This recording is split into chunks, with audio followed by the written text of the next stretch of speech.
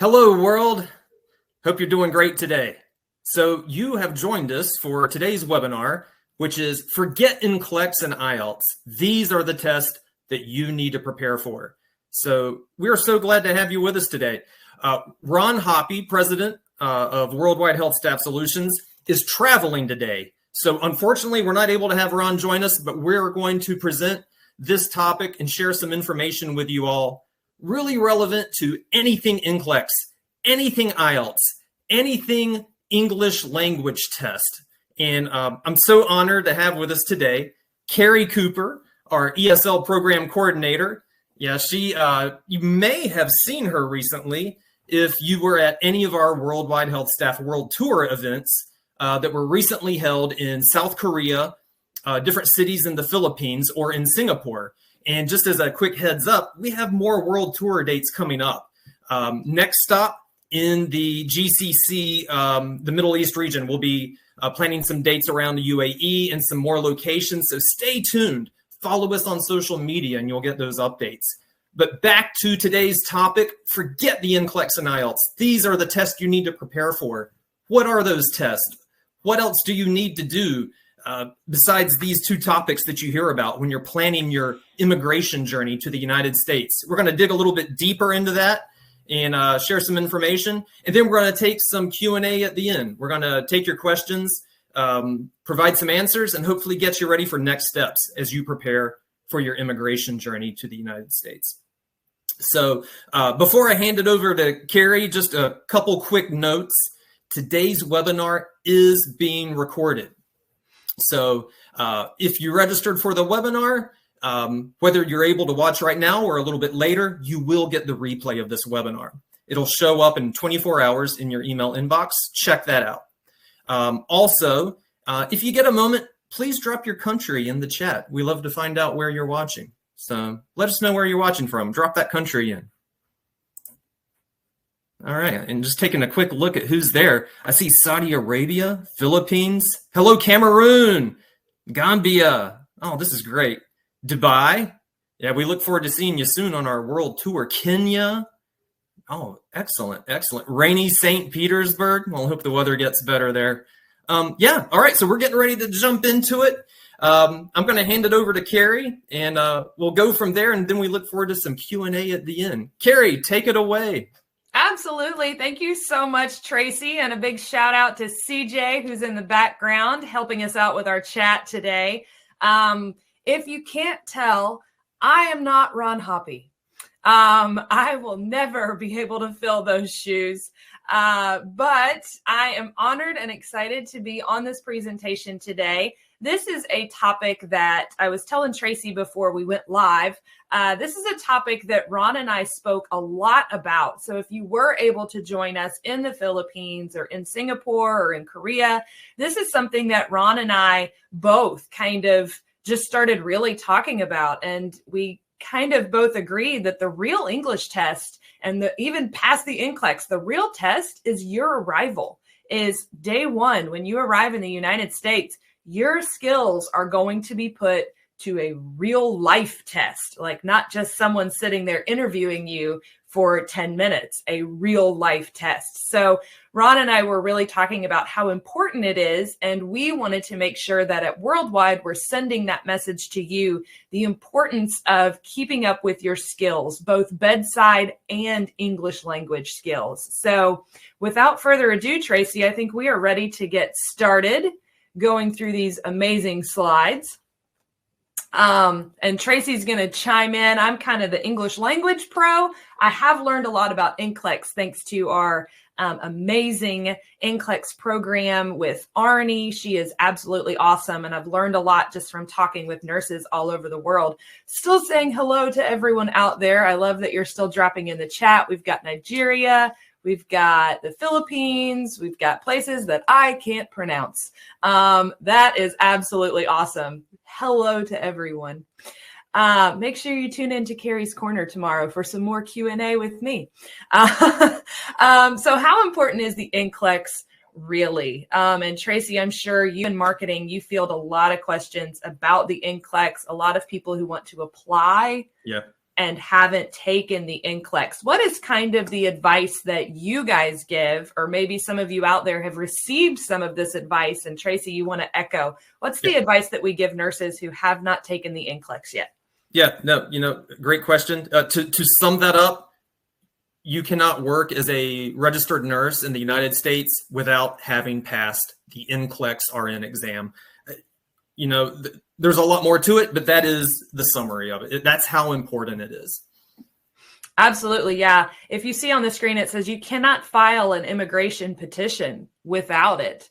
And even if you have 5 years experience, 7 years experience, 20 years of experience, not that we're saying that your experience isn't valid and wonderful and awesome, but without that NCLEX. So this is how frequent I got to listen to Ron share this example, and I'm pretty sure he would share this example, this specific example. Ron, if you ever watch this is the example that Ron always gives when he's talking about the NCLEX.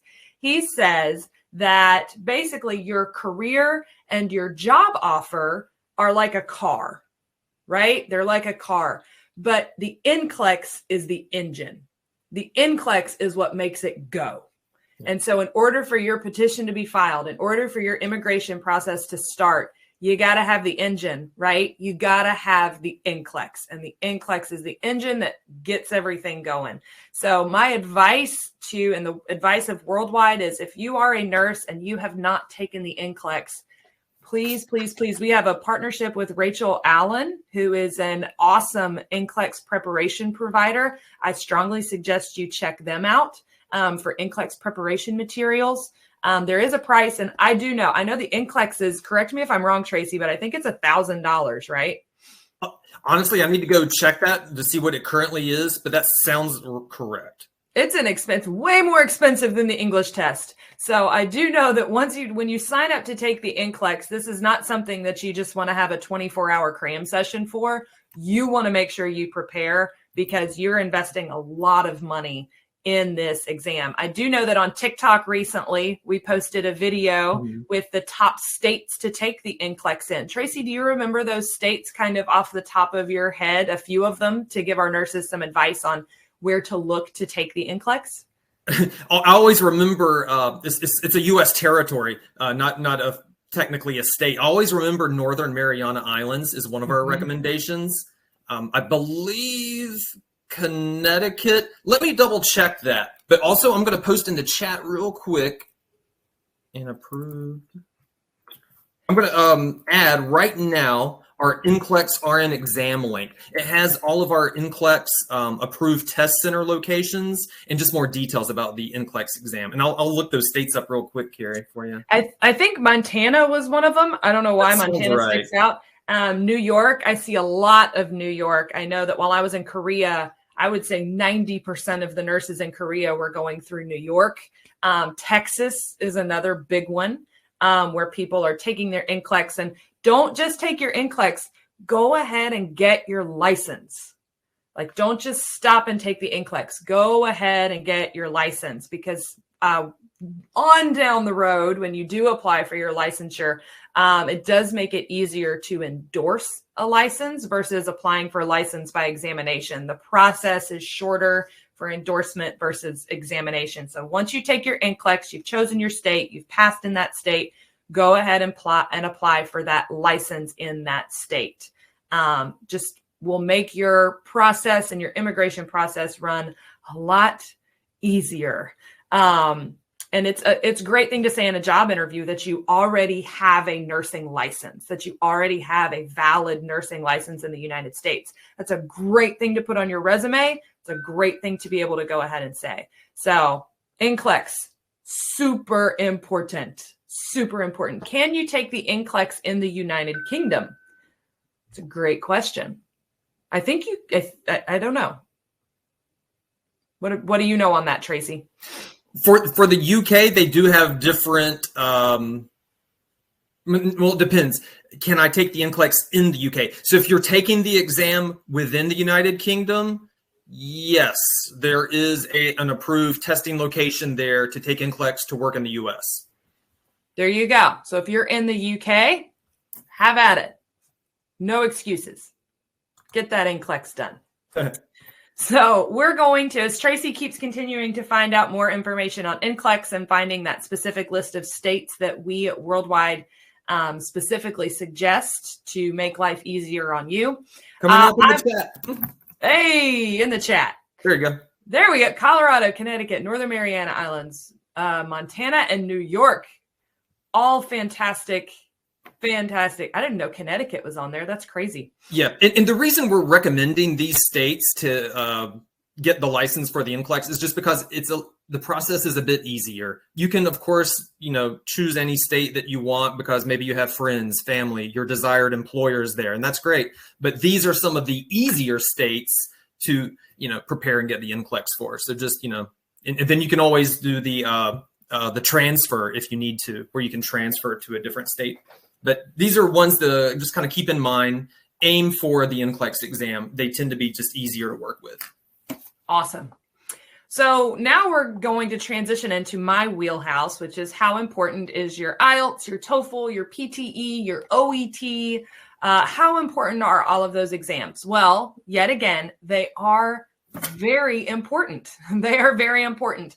Kind of like NCLEX, you can't get your RN license without the NCLEX. You can't get a visa screen without your English language exam, unless you're from a very small, specific set of areas, including the United States, Australia, the United Kingdom. And those are the places you have to be from. Like your birth certificate says that you were born here, and then educated in those places as well. So CGFNS has a list of those countries. And it's like Barbados is on there. Jamaica is on there. It's a list. It's a pretty decent sized list, but they're all predominantly English speaking countries. But for majority of our nurses, you cannot obtain a visa screen without an English exam. So your English exam is so important.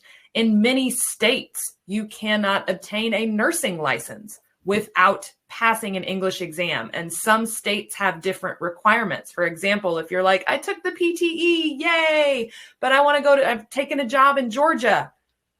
You have to take the TOEFL to work in Georgia.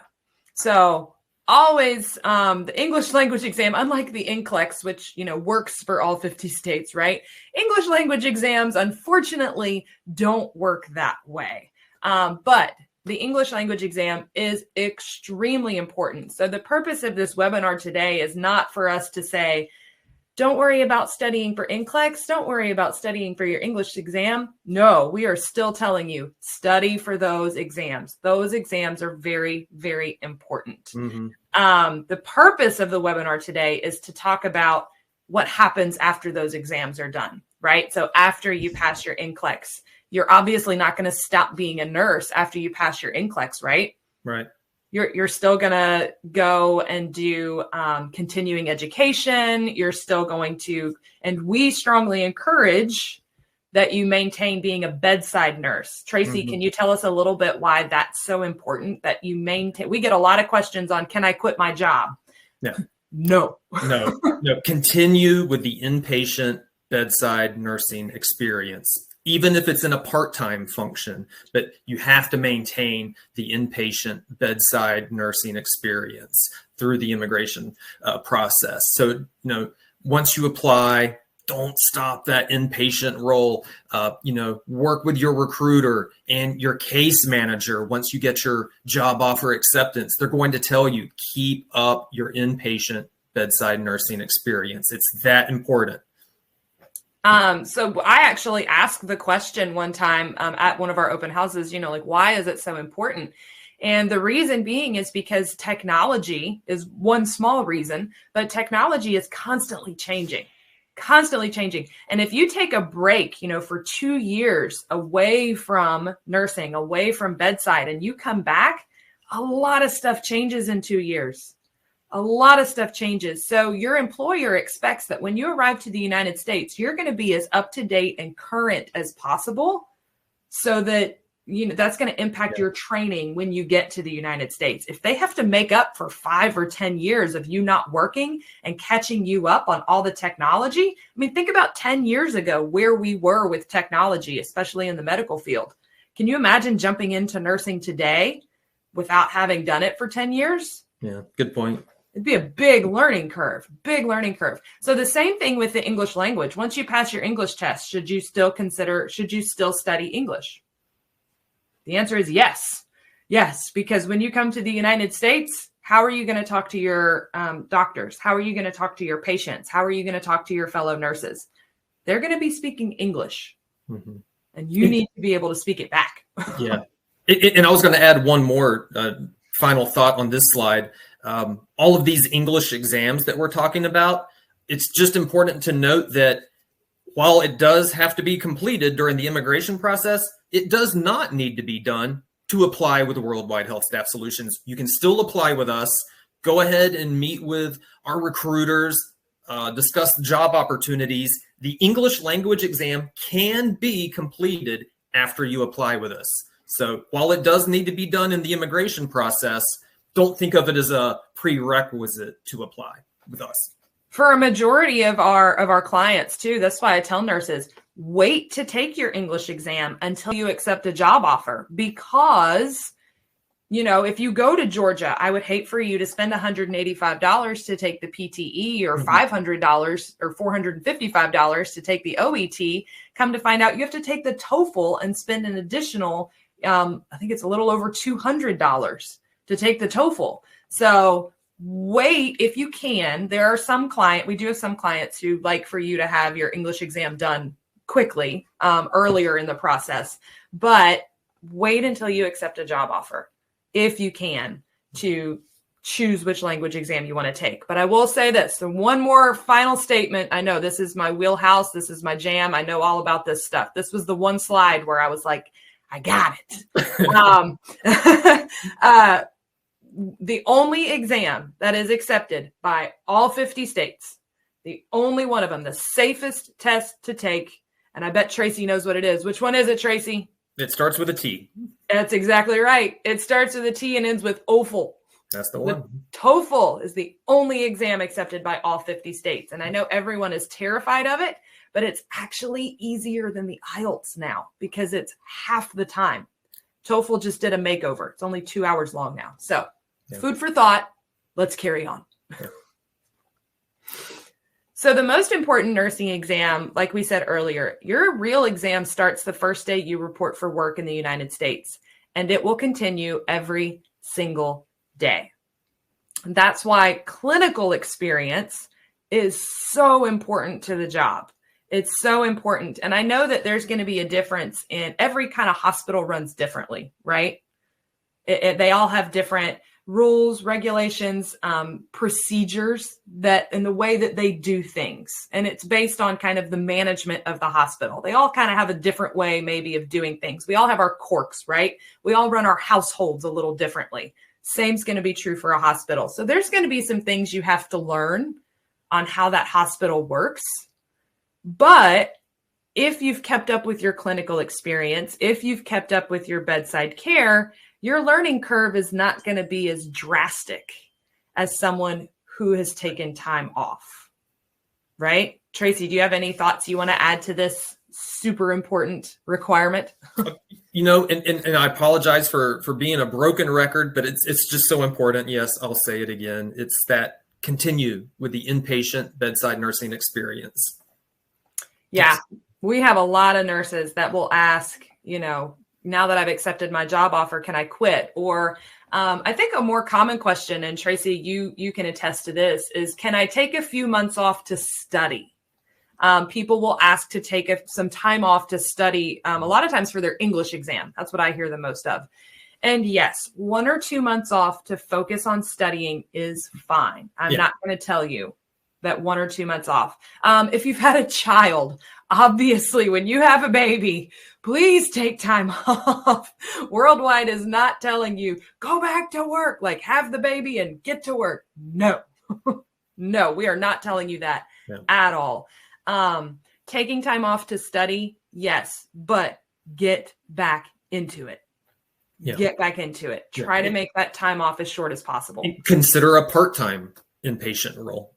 Yeah, especially if you're studying. If you're studying, shortening down to part-time would be, I think, the best compromise, the absolute best compromise. Now, if you've had a child, your employer is going to know, like, oh, they've had a baby. That's why they were off for 6 months or 3 months. I think in the United States, the average time is 3 months, just so that you guys can be aware of what we're working with over here and what our employers expect over here.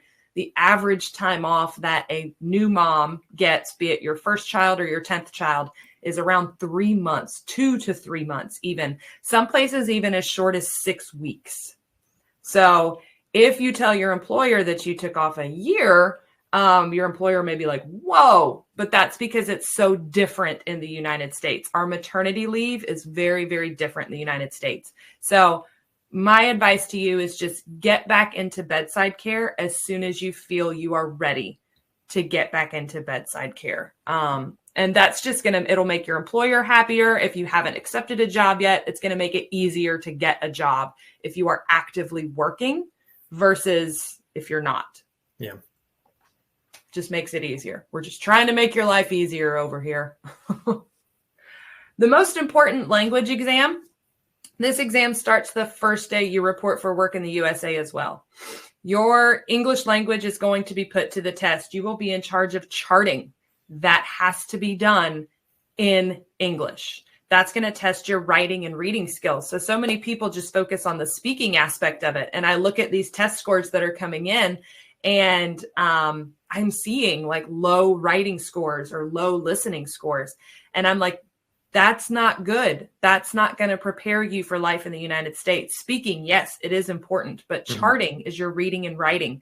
Yeah. Patience, testing your speaking and listening skills. You have to be able to listen to your patients and understand what your patients are saying. Coworkers are going to test your speaking and listening skills. You'll have to write patient recommendation letters or discharge letters. There's your writing skills being put to the test. All of this is in English. I mean, it's just the reality of it. There are some things that can be more difficult to prepare for. For example, other than just the general language barrier, your ability to speak, read, write, and listen in English. So I was speaking with one of our account managers yesterday, and one of our clients said that this was a common kind of miscommunication between a foreign nurse and the U.S. nurse who is giving the direction. And the U.S. nurse had a male patient in the room, and the male patient, the nurse told the foreign nurse to give the male patient a napkin, and the foreign nurse was like, "Excuse me?" So napkin in the United States is like what you use to wipe your face off when you eat, right? You put it in your lap when you eat. Napkin in a lot of other countries in the world is a feminine product. So the foreign nurse was very confused, like, why am I giving this male patient a feminine product? So there's going to be little language innuendos, little language confusions that already happen in the workplace. It's already going to happen. It's there. It's natural. It's normal. However, the more prepared you can be with medical terminology, medical technology, just general basic communication in English, the more prepared you can be before you arrive, the easier and the less frequent those little misunderstandings will happen. Yeah. It just makes you appear to be a more competent nurse when you're nursing, when you're in the role, when you're on the job. So any thoughts on that one, Tracy? I'm just going to add to the charting example. One thing I'll hear from applicants is they're surprised at how much charting plays a role here in the U.S., maybe depending on where they're coming from. So just get ready for charting to play a very large role. So, if you can just, beef up on the writing and, of course, reading skills, you're going to really see how important charting is in a U.S. healthcare employer workplace. And at a fast pace, too, like at a rapid pace. You have to be able to do these things quickly and you have to be able to, I don't know about you, Tracy, but if you've been to the doctor lately, Tracy's a very healthy person, but we both have children. And so when you go to the doctor, you notice that even the nurse or the doctor is in the room. A lot of times they're not looking at the patient, they're typing on the computer. So they're able to listen to their patient, listen to what the patient is saying and chart actively while their patient is talking. Everything's being documented. Yeah, everything the patient says is being documented either by the doctor or by the nurse in the room. And the better you're able to chart as a nurse, the more informed the doctor is going to be. And that's what we want, right? We want the doctor to be as informed as possible so we can provide the best patient care. And that's a global goal for nurses, I feel like. So the multitasking of listening and typing at the same time. So you can't be listening, thinking to translate, and then typing, because when you stop to think to translate, you're no longer listening. So you're missing key information that the patient is saying. So that's a skill that you can definitely work on, after you pass your language exam. That's something that your language exam may not be testing you on. Totally a necessary skill, though. That's a great example. I'm just full of them today, Tracy. Let me tell you what. Preparing for ultimate success. And this is something that Ron and I would talk about a lot. And this is the recommendation he and I both had. And that was practice speaking English 30 minutes every single day. Every single day. No excuses. Practice English 30 minutes every day. That's a minimum. A minimum. You should also be reading English materials. And this is probably the best and easiest one, would be to watch English entertainment. Netflix. I love Netflix. I love binge watching on Netflix. But before my trip to Korea, I reached out to CJ, who is being awesome on our chat. And I said, CJ, what are some things that I can watch to prepare me for my trip overseas? And he made some awesome recommendations. Now, granted, I had to have the subtitles on because I don't speak Korean at all. But it allowed me to be able to speak with Koreans about TV shows that they watched. It allowed me to relate to the Korean people a little better because we could bond over something that we shared. Yeah, a point of reference. Yeah, absolutely. So that's why, and again, this is after the English test is done. Being able to connect with your patients is really important. That's just part of good bedside manner, good bedside care, is connecting with your patients. So reading in English, academic medical journals are great. They really are. There is a medical dictionary that I spoke with a nurse that she recommended. It's called the Tux Medical Dictionary. That's a great resource for you to go ahead and start beefing up your American or English medical terminology. Tux Medical Dictionary. But find a speaking buddy. And I think that could be the hardest part for some of you, is finding a speaking buddy to speak for 30 minutes every day, even if it's just casual conversation. It doesn't have to be medical. You don't have to, one of you pretend to be the patient and one pretend to be the nurse. Just talk about what you've been watching on TV. Talk about your family. Talk about your kids. Whatever you want to talk about, do it in English for 30 minutes. Yep. Yep. And choose your favorite movie. Choose your absolute favorite movie. And then, because you know it by heart, right? You've watched this movie countless times. Watch it in English, or get the English subtitles, and you're going to understand. You already know those scenes. You're going to learn really quickly. Any other language, whatever language you want to put in, but do that with English. That's a fantastic tip, Tracy. That is like a truly fantastic tip. You want to do Kari's Corner tomorrow? That's a fantastic. I spent some time in the Dominican Republic, and I was trying to, learn Spanish at the time, but I specifically remember being in the Dominican Republic, and I love the show Law and Order, specifically SVU, but I love Law and Order. And I still remember sitting in the Dominican Republic watching La Ley y el Orden, which is Law and Order in Spanish. But I will always remember how to say Law and Order in Spanish, because like Tracy said, I know Law and Order. I know Elliot Stabler and Olivia Benson. I know all those things. Wow. That was a great tip. I like that tip. Keep clinical skills. I know that Tracy and I have both said this many, many, many times. Keep your clinical skills current by working at bedside, you need to be currently working. You're never going to hear a recruiter or someone from Worldwide say, yeah, absolutely, take a year off. take a year off. Go, no, we're not going to tell you that. We're not going to, it's your choice. It's your life, but we're never going to advise you to do that, especially if you are looking for a job and especially if you've accepted a job. Your employer is not going to like hearing that you haven't been working. It's not going to be a good first impression for you arriving to the United States of, oh yeah, they'll ask, oh, what was your most recent experience? And you can say, well, I just took a year off. Yeah. Not a good first day impression. Not a good way to start a new career. Get clinical skills by picking up acute care shifts. Tracy, what are acute care shifts? Yeah, just acute care, skilled nursing. That's where the biggest need lies. So, yeah, and it's just continuing in any form of acute care position as a nurse. And yeah, sorry, I'm going to say it again. Continue the inpatient bedside nursing experience. It's that important.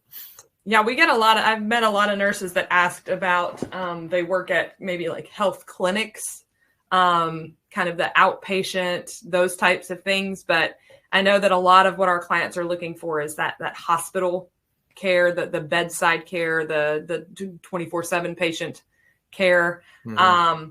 The other thing is you don't necessarily want to expect to just show up and work a Monday, Friday, 9 to 5 shift. A lot of the shifts that we're going to have available are night shifts. Some of them may be crazy shifts. So it might be helpful to get your body kind of used to that, used to doing those shifts, used to working those crazy shifts, especially if you've accepted a job offer in the US and you already kind of know you're getting ready to come. So go ahead and get your body used to working wonky, crazy hours. But pick up those acute care shifts. Absolutely. Absolutely. Great things to put on the resume. Mm-hmm. So in conclusion, the NCLEX and language tests are only the beginning of your studying journey and your preparation journey. They're really the beginning. The biggest part of the work comes prior to your arrival. And then once you start, that's when the real test begins. That's when the test of your skills begins, your nursing skills. That's when the test of your English language skills. All of those things, the real test begins the day you start work in the United States. Mm-hmm. Now, granted, we say all of this knowing, your employers know that you're coming and English is not your first language. For some of you, English is your third language, your fourth language. Our employers know that. They do. However, in order for you to provide the best patient care, your English language skills need to be excellent. Yeah. They just do. Yeah. Yeah. So, we can't stress how important it is to keep working on the English speaking, reading, writing skills and mixing them together, like the example that Kari provided, where someone is talking to you in English and you are immediately translating that to paper or iPad or whatever technology you got in front of you. So you're getting the auditory and then the writing. So, mix and match that. And while the NCLEX is required and the English language test is required, the test that's on you as the applicant preparing for their journey is to continue this. No one's telling you, no one's asking for a certified document that says, did you, practice your English 30 minutes every day? But you need to, and that one's going to be on you, and it's going to really show in the workplace when you arrive, really just to try to help you out when you arrive on day one, to make for that the smoothest transition as possible. Absolutely. Yes. And we cannot stress enough about NCLEX. If you have not taken your NCLEX yet and you want to apply, take your NCLEX. Take your NCLEX. Don't quit working and take your NCLEX. So, if you can take, 3 points away from today would be take your NCLEX, don't quit working, speak English every day. Those are the top 3 points I think we would say that you need to take away from today's presentation. So that's going to lead us to the Q&A portion, Tracy. Excellent. So everyone, we welcome your questions in the chat. I see some have already been posted, and CJ, thank you for addressing some of them. We'll go ahead and pull a couple of these questions, but if there's anything related to preparing for this immigration journey, whether it's NCLEX, English language exam, practicing your English. Really want to kind of get those questions out there, hear from you, and we're going to do our best to give you some answers. So I'm going to go ahead and pull the first question. And let's see here. I'm going to go down just a little bit in the chat. I do see one on the Q&A that says, may I take the NCLEX in Turkey? There is an approved NCLEX testing center in Turkey. There is. So here's the list. I found it. I'm on the NCLEX website. Australia, Brazil, France, Hong Kong, India, Israel, Japan, Mexico, Philippines, Puerto Rico, South Africa, Spain, Taiwan, Turkey, and the United Kingdom. So there are NCLEX testing centers located in all of those countries. Yeah. We often see questions asking about NCLEX centers in Africa, and as of right now, the only NCLEX center in Africa, and anyone watching, if you know differently, please post in the chat. But we believe it's only Johannesburg, South Africa. We really want to see more approved NCLEX testing centers open in Africa. But as of right now, Johannesburg, South Africa is the only African one. So hopefully Pearson VUE and the NCLEX team starts opening more in that area. But yeah, I posted in the chat again that list. So it shows some of the NCLEX international test centers. You do have to take the NCLEX at an approved testing location. It's not an online exam. It's in person. That's the same for your English language tests. A lot of English language tests offer an at-home option, but no. CGFNS and boards of nursing do not accept at-home tests. They have to be done in person. Great point. I also see, will Worldwide HealthStaff Solutions ever start sponsoring NCLEX? We have a program. Her name's Arnie, and she is amazing. And Gerald, they do a great job running it. But it is through a very, very specific screening process. And there is a very specific process that you need to follow in order to even be considered for that NCLEX program. Yeah, that's a good point. Right now, if you are an experienced dialysis nurse with current dialysis nurse experience, and you have not passed the NCLEX, we do recommend you to apply. That is the one exception. Otherwise, that NCLEX exam is crucial. The reason why dialysis RNs do get this, I hate to use the word exception, but why they fall into this circumstance is because we do work with dialysis healthcare employers who will consider someone who is preparing for the NCLEX exam but not yet has it. So that's the one exception, and that's how the NCLEX sponsorship would work. Somebody asked a question about, I'm working bedside 18 hours a week part-time. Can I get a job in the United States? And my question is, not necessarily to this person, but one of the things that we look for and that we advise when it comes to applying in the United States, because during our world tour, we had quite a few nursing students who came to our open houses, and they were very interested. But I did hear Ron say on multiple occasions that we are looking for a minimum of 2 years experience when you're applying to work in the United States. So a lot of our employers are looking for a minimum of 2 years bedside experience. 2 years bedside experience, not in a clinic, not, anything like that. They want a minimum of 2 years bedside experience. And they would I know a lot of people do bedside and then they transition to a more clinical thing. They're going to look for you to be currently working bedside as well. So even if you did bedside, you're doing something else now, returning to bedside. I see that a lot with case management recommendations. Please return to bedside. Please return to bedside. Returning to bedside is always the best bet. So in order to completely answer that question for the part-time, you're currently working part-time, we would need to see a little bit more information on that. What other questions do you see, Tracy? Yeah, and it goes back to the NCLEX question in approved testing locations.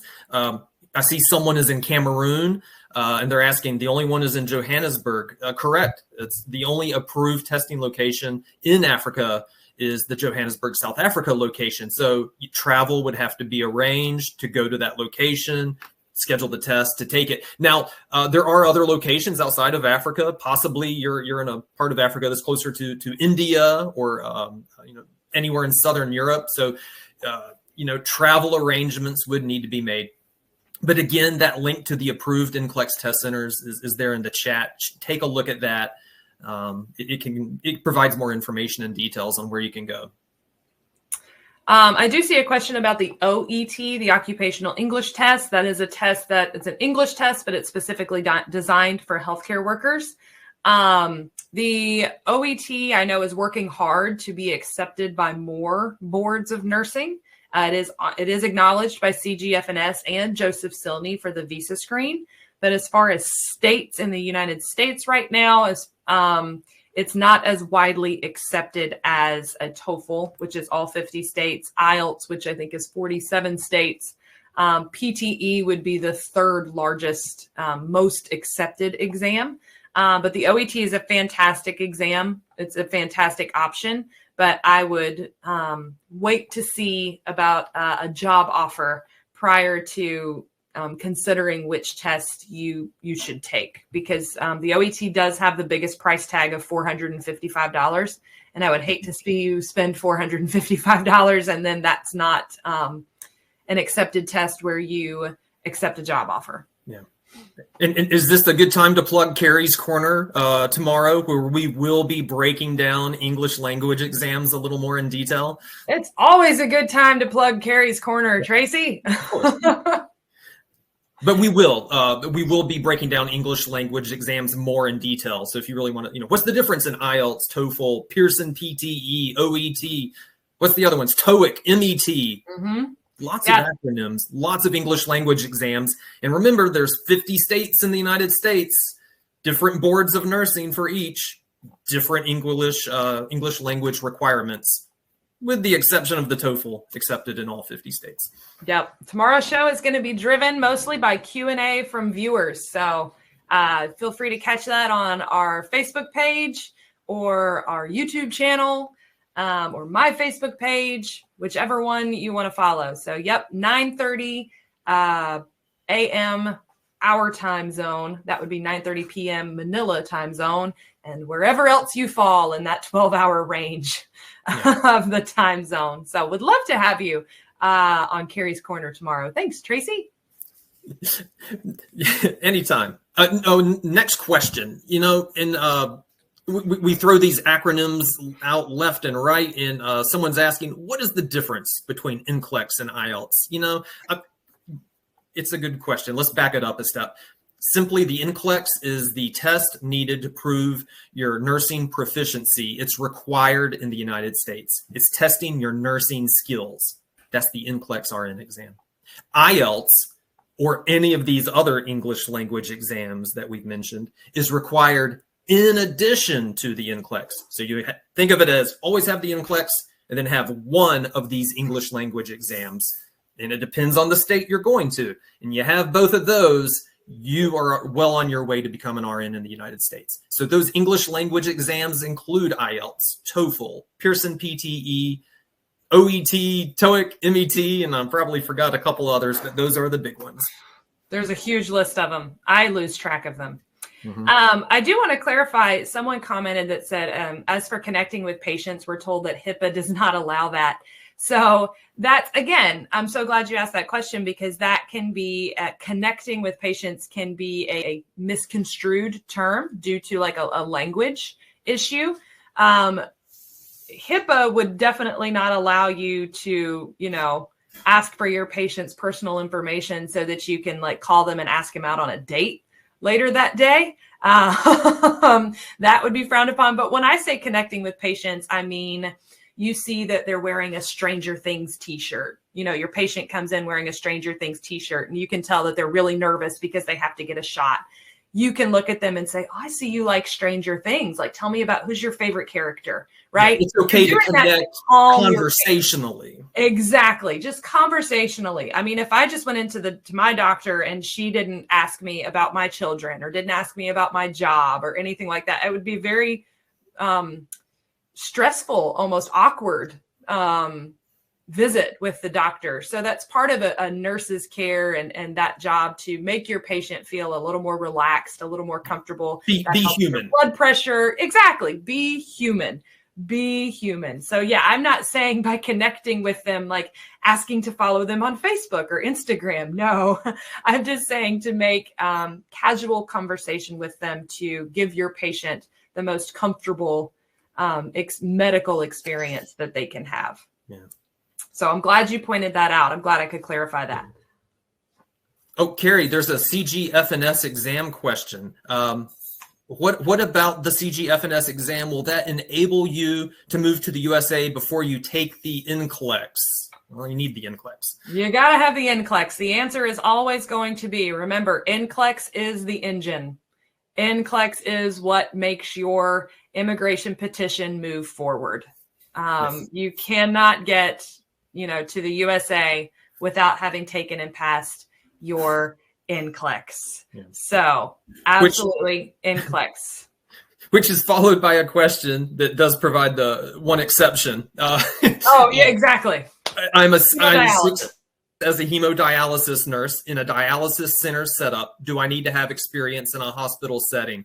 So with the dialysis nurse with current dialysis experience, NCLEX is great to have, but we will consider you just before having it. That's that exception. Dialysis, current experience. But do you need experience in a hospital setting? Well, if your goal is to be working in a hospital, more than likely, yes. But we do also work with healthcare employers that are not in hospitals, and they will consider non-hospital experience if you're in another healthcare facility. So it really depends, match your experience to where you want to go. Yeah, that's when our amazing recruitment team comes in. They're really good at looking at your experience, knowing specifically what employers want, and also taking into consideration what you want. Like if you want to be working in ICU in a hospital, then it's probably best that you have current ICU hospital experience. If you want to be working in a hospital setting doing dialysis, it's probably best you have current hospital setting dialysis experience. Yeah. As a reminder, we do work with two of the leading dialysis healthcare employers in the United States. So if you have any current dialysis nursing experience, I highly recommend you apply. So, no matter what that nursing experience is in dialysis, that's a big one. We're always looking for those nurses, and we don't just look for dialysis nurses. I'm just saying that's a big one. Yeah. There's constantly a need for that, for sure. Are you saying with my 12 years of dialysis experience, I can be accepted while preparing for NCLEX? Oh, yeah. I would recommend you apply, reach out to one of our recruiters. In fact, you can see in the top of our chat, the sticky note section, we have a live chat feature. When you click on that link, you'll see you'll go to a page, and in the bottom corner is a blue circle where you can click on that and live chat with a recruiter, and they can provide even more details on you have 12 years of dialysis experience. What are next steps? You're working on NCLEX. Okay. We can work with that. Absolutely. Absolutely. Mm-hmm. Let's go ahead and take maybe one or two more questions.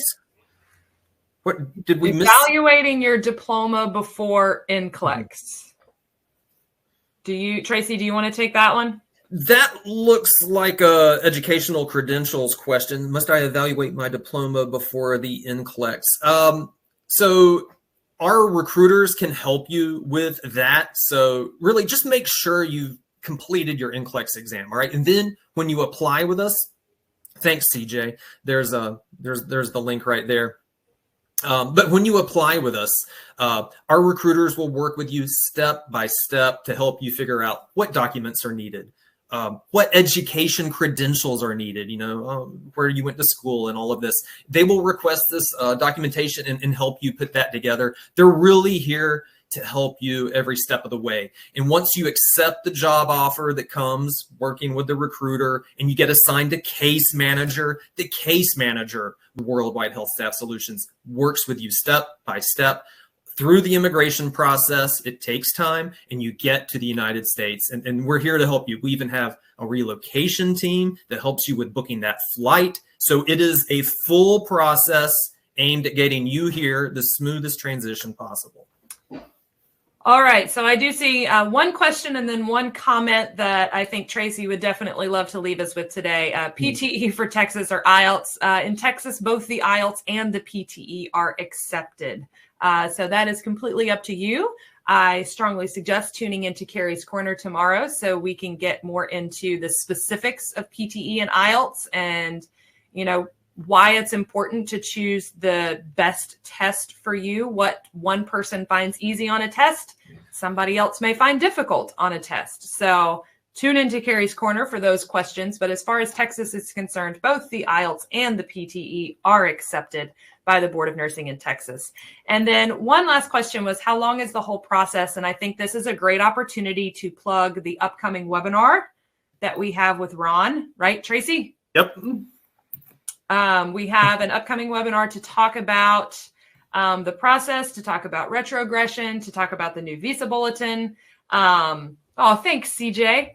But we have an urgent update on the October visa bulletin where we have two attorneys. It's Mazzillo and Mike Hammond. Mike Hammond. Thank you. Very good. I'm horrible with names. Mike Hammond and I just said his name.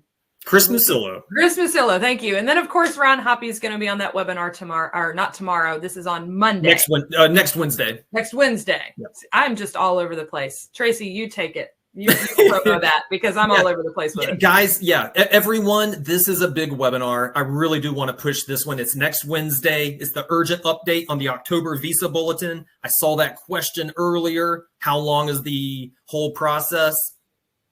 The short answer is it depends. What we're looking at right now, excluding India, China, and Mexico, because on the U.S. visa bulletin that was just released in October, those have longer priority dates. It's going to be a longer immigration process for those three countries. But if you're in the Philippines or anywhere else in the world, immigrating to the United States, based on the October 2023 visa bulletin, you're looking at around estimated 22 to 24 months. All right. And that's from job offer acceptance to arrival in the U.S.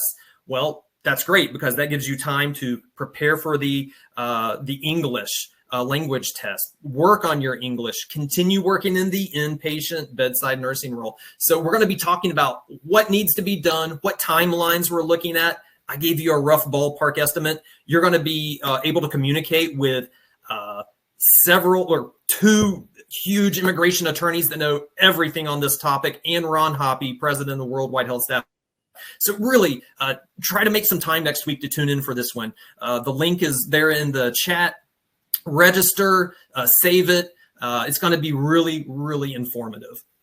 I'm going to be tuning in, and I already live in the United States. So that should tell you right there how important and how informative this webinar is going to be. Yeah. So I'm excited to learn from these two attorneys and really take what they say to heart, because I'll use what they say, and what they say is the advice that I give to all of our nurses as well. So I strongly suggest, even if you can't watch it live, register and make sure you catch the recording of it because it's going to be super informative. Yeah. All of our webinars are recorded and emailed as a replay link in 24 hours. So you will even get today's webinar within 24 hours and it'll come to your email. 2 doses of Tracy and Kari. I don't know if they can handle it. No, goodness.